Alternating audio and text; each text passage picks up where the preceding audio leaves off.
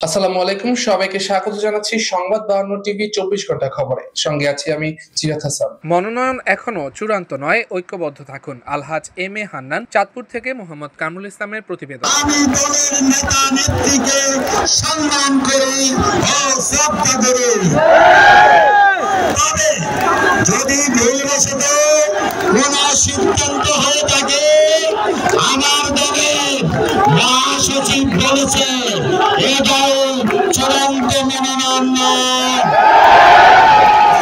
চোখ করেন, এরা সংযোজন প্রয়োজন হতে পারে। দয়া করে আপনারা কেউ দলের বিরুদ্ধে, আমাদের কোন নেতা কর্মীর বিরুদ্ধে কোন কথা বলবেন না।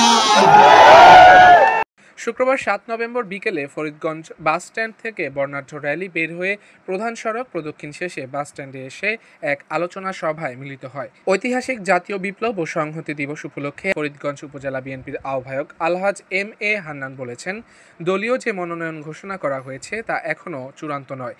আমরা বিশ্বাস করি তারেক রহমান সাহেব সঠিক সিদ্ধান্ত নেবেন। কেউ হতাশ না হয়ে ঐক্যবদ্ধ থাকুন।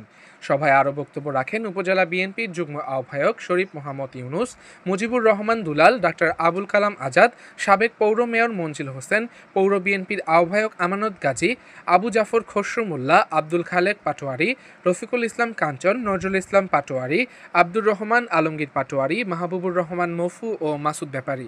এছাড়া উপস্থিত ছিলেন জামাল হোসেন, আমির হোসেন, আমজাদ হোসেন শিপন, জাহাঙ্গীর আলম নান্টু, ইমাম হোসেন পাটোয়ারি, আমিন মিজি, আক্তার হোসেন, ফারুক হোসেন, মেহেদী হাসান মঞ্জুর ও আবু ইউসুফ চৌধুরী শাওন সহ উপজেলা ও পৌর বিএনপি, যুবদল, স্বেচ্ছাসেবক দল ও ছাত্রদলের বিপুল সংখ্যক নেতাকর্মী। দলীয় নেতাকর্মীদের মনোবল অটুট রাখার আহ্বান জানিয়ে আলহাজ হান্নান বলেন, বিএনপি কখনো কাউকে হতাশ করেনি। সময়মতো সঠিক সিদ্ধান্তই হবে জনগণের গণতন্ত্রের ও সংগঠনের স্বার্থে। বিপ্লব ও সংহতি দিবসের এই কর্মসূচি ফরিদগঞ্জে দলীয় ঐক্য ও উচ্ছ্বাসের আবহ তৈরি করে। মোহাম্মদ কামরুল ইসলাম, সংবাদ 52 টিভি 24 ঘন্টা খবর।